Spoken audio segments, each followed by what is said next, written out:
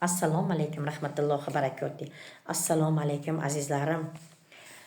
Sizlar bilan g'oyibona ko'rishib turganimdan juda ham xursandman.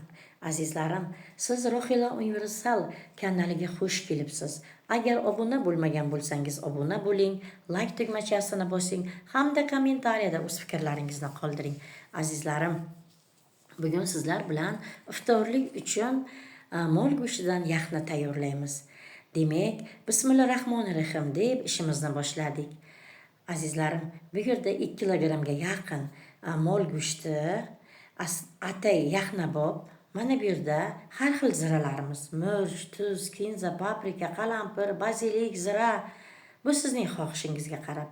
Men birinchi navbatda go'shtni yaxshilab tuzlab olaman.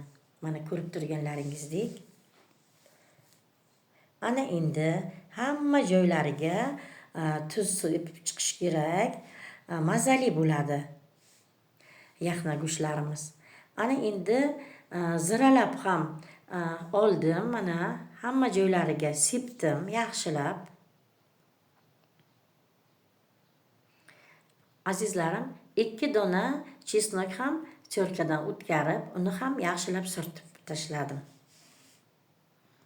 Mana ko'rib turganlaringizdek, mana tayyor go'shtlarimiz. Qalampir ham sizning xohishingizga qarab. Albatta tayyorlab ko'ring.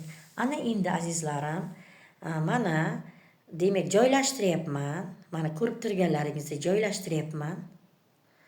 Qasnoqni chappa qilganman. Manti qasnoqni chappa qilib, mana ziravorlar sepilgan go'shtimiz tayyor. Ustiga ko'katlar ham qo'yib chiqdim. Shved ukrop ko'katini qo'yib, mana ko'rganlaringizdek, mana bu yerda manti qozonimizda suv qaynab turibdi. Mana endi asta-sekinlik bilan joylashtiraman. Mana azizlarim, ana naqd, mana ko'rganlaringizdek, naqd 2 soatga xil-xil bo'lib, mana ko'rganlaringizdek qopqog'ini yopdim. 2 soat deganda xil-xil bo'lib pishib ketadi. Ko'rganlaringizdek mana. Demak, albatta biz tekshirib ko'rishimiz uchun vilkadan foydalanamiz.